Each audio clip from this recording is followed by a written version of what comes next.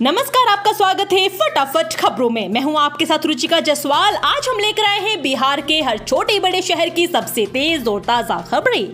तो चैनल को सब्सक्राइब कीजिए और वीडियो कहां से देख रहे हैं कमेंट बॉक्स में जरूर बताएं। सुपौल में सीएम नीतीश ने 493 करोड़ की योजनाओं को दी सौगात, बिना किसी संवाद के वापस लौटे पटना। मुख्यमंत्री नीतीश कुमार ने सुपौल में 493 करोड़ की योजनाओं का उद्घाटन और शिलान्यास किया। साथ ही इस दौरान विभिन्न योजनाओं के लाभुकों के बीच योजना लाभ का वितरण भी किया। जिले के किशनपुर प्रखंड अंतर्गत मल्लार स्थित पैक्स भवन परिसर में हेलीकॉप्टर से उतरे। इसके बाद वह मल्लार के वार्ड 12 महादलित सिरटोला पहुंचे, जहां विभिन्न योजनाओं का उद्घाटन और शिलान्यास किया। इस मौके पर उनके साथ जल संसाधन मंत्री विजय कुमार चौधरी और ऊर्जा मंत्री विजेंद्र प्रसाद यादव भी उपस्थित थे। हवा की रफ्तार होगी 120। बिहार झारखंड में भी भारी बारिश के आसार। ओडिशा में टकराने वाला है दाना चक्रवात। 23 अक्टूबर तक चक्रवाती तूफान में तब्दील होने वाला कम दबाव वाला क्षेत्र 24-25 अक्टूबर को ओडिशा और पश्चिम बंगाल के तट पर पहुंचेगा। भारतीय मौसम विभाग ने दोनों राज्यों के लिए भारी बारिश का अलर्ट जारी किया है। इसका असर इससे सटे राज्य बिहार और झारखंड पर भी देखने को मिल सकता है। इस बीच ओडिशा सरकार ने तटीय जिलों में स्कूलों को बंद करने की घोषणा की है। इन इलाकों को हर घर को खाली करने की तैयारियों में जुट गया है। चक्रवात दाना के कारण सबसे अधिक विनाश का खतरा मंडरा रहा है। मौसम विभाग ने सप्ताह ओडिशा पश्चिम बंगाल तट पर चक्रवाती तूफान के आने की भविष्यवाणी की है।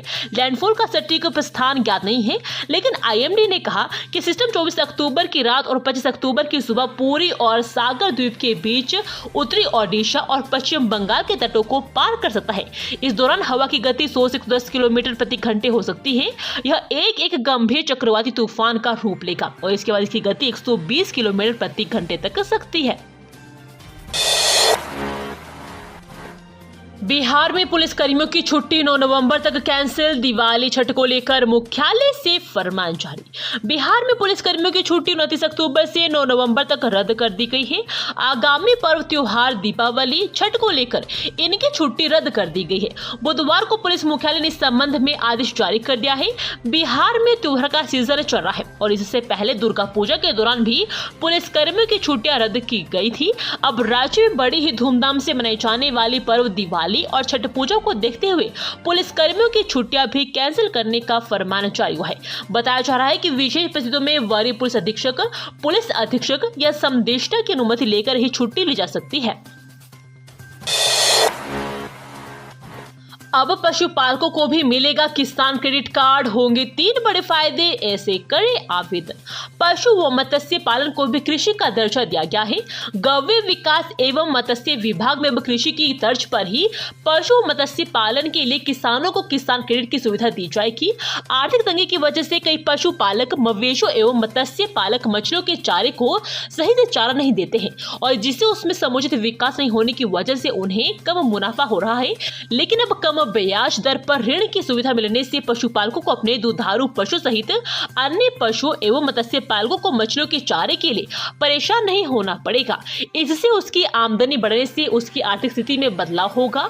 गव्य एवं मत्स्य प्रबंधन के लिए किसान क्रेडिट कार्ड में ऋण की राशि की बाध्यता नहीं है। 14 साल से शिक्षा विभाग के साथ चालाकी कर रही थी शिक्षिका, अब खतरे में पड़ी नौकरी। 2 दिन के अंदर मांगा गया जवाब।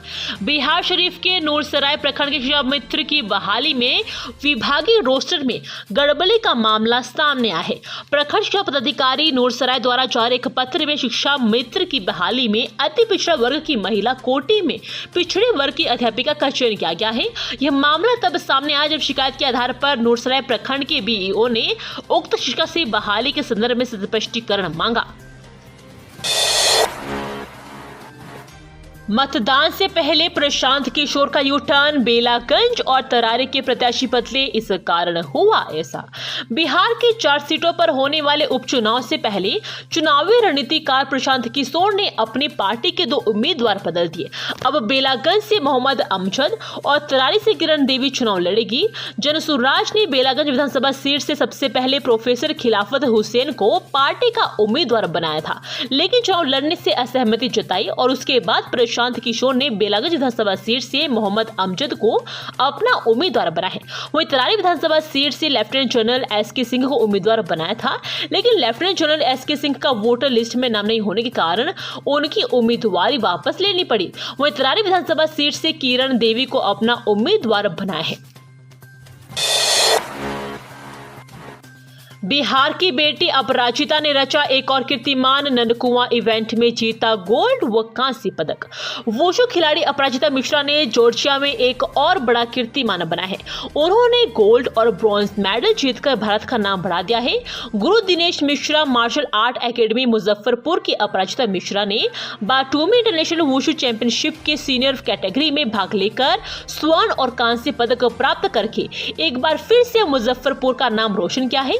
जिले की पहली महिला वुशु खिलाड़ी है जिसने इंटरनेशनल प्रतियोगिता में मेडल जीता है। इसके पहले उन्होंने सिल्वर मेडल जीतकर विदेशी धरती पर देश का नाम ऊंचा किया था। इसकी जानकारी को मुजफ्फरपुर जिला वुशु संघ की सचिव ईशा मिश्रा ने दी है।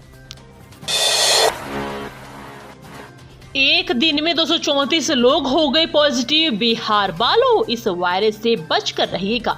बिहार में डेंगू मरीजों की लगातार बढ़ रही संख्या ने त्योहार के इस मौसम में लोगों में डर बिठा दिया है। स्वास्थ्य विभाग और जिला प्रशासन हालांकि डेंगू से बचने को लेकर सभी तरह की सावधानी बरतने में जुटी है।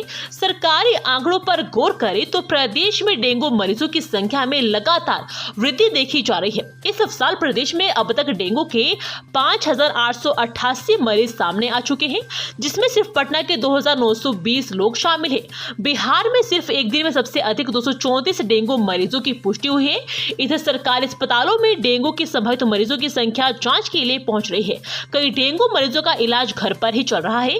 आंकड़ों के अनुसार 14 अक्टूबर को राज्य में 130 डेंगू मरीजों की पहचान की गई थी, जबकि 15 अक्टूबर को 140 डेंगू से पीड़ित लोग सामने आए थे। 18-19 अक्टूबर को 198 मरीजों की पहचान की गई थी। आपके इलाके में खराब है सड़क तो कहां करें शिकायत? नोट कर ले मोबाइल नंबर। बिहार में अब आम आदमी भी खराब सड़कों की शिकायत कर सकेंगे। अब तक राज्य में सड़कों और पुलों की निगरानी इंजीनियर किया करते थे, लेकिन अब आम लोग भी अपने इलाके की खराब सड़कों की शिकायत पथ निर्माण विभाग से कर सकेंगे। इसके लिए कई नई प्रणाली विकसित की गई है।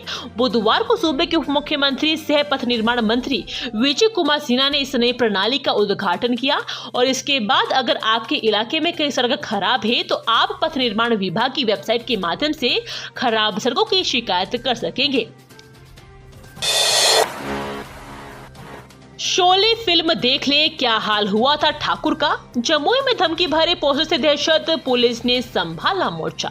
थाना क्षेत्र के केवाली में सुबह सुबह धमकी भरा पोस्टर देखकर ग्रामीण दहशत में आ गए। पोस्टर केवाली दक्षिण वाई टोला स्थित पंचायत भवन के दीवार पर चस्पा था। पोस्टर गुड्डू सिंह हत्याकांड से संबंधित था, जिसमें केवाली के ग्रामीणों के साथ ही प्रशासन को भी चुनौती दी गई थी। कंप्यूटर प्रिंटेड इस पोस्टर में गुड्डू सिंह हत्याकांड से जुड़े केस व स्नेहा को वापस लेने की साफ साफ चेतावनी दी थी। पोस्टर में लिखा था कि थाना में जो केस किया या सहना दिया गया है वह वापस ले लिया जाए, नहीं तो उसका वही हाल होगा जो गुड्डू सिंह का हुआ था। मुझे और हत्या करने पर मजबूर न कीजिए। दीपावली पर फूटा महंगाई बम, सख्ती के बावजूद पटाखों की हो रही बिक्री। दीपावली को लेकर पूरा बाजार पटाखों की वैरायटी से गुलजार है। मुख्य दुकानों के साथ फुटपाथ पर भी दुकानें सजी हुई है। ग्रीन फुलझड़ी से लेकर रॉकेट व तेज आवाज वाले बम, चक्कर घिन्नी भी ग्राहक को लुभा रहे हैं। सीमावर्ती प्रखंड क्षेत्र के कारोबारियों को सिर्फ दीपावली में लाखों की बिक्री का अनुमान है। हालांकि प्रशासन भी अवैध पटाखों की बिक्री को लेकर काफी सख्त थे। कारोबारियों का कहना है कि इस बार पटाखा बनाने वाली कंपनियों ने ज्यादातर ग्रीन पटाखे सप्लाई किए हैं। शुरुआती खरीद में लोग इसे पसंद भी कर रहे हैं और इस दिवाली 40% ग्रीन पटाखे फूटने का अनुमान है। आईफोन के चक्कर में घर में ही करवा दी लूट, 3 दोस्त समेत 4 गिरफ्तार, 1 आरोपी फरार। दीपनगर थाना क्षेत्र के सर्वोदय नगर निवासी शिव शंकर पांडे के द्वारा सूचना दी गई कि अपने बेटे को घर में छोड़कर वह निजी विद्यालय में पढ़ाने चले गए थे। वापस आने पर उनके पुत्र द्वारा बताया गया कि 4 व्यक्ति द्वारा घर का दरवाजा तोड़कर उसको बंधक बना लिया गया एवं अलमीरा में रखा 1,06,000 नगद और कुछ गहने लूट लिए गए। घटना की जानकारी मिलने के उपरांत पुलिस के द्वारा घटना घटनास्थल का निरीक्षण किया गया, जहां देखा गया कि कटर से अलमारी के लॉकर को काटा गया है। प्रारंभिक पूछताछ में वादी के द्वारा बताया गया कि उनकी बहू के साथ कई केस मुकदमा चल रहा है। ये थी आज की फटाफट खबरें। हम मिलेंगे अगले बुलेटिन में, तब तक के लिए धन्यवाद। जय हिंद।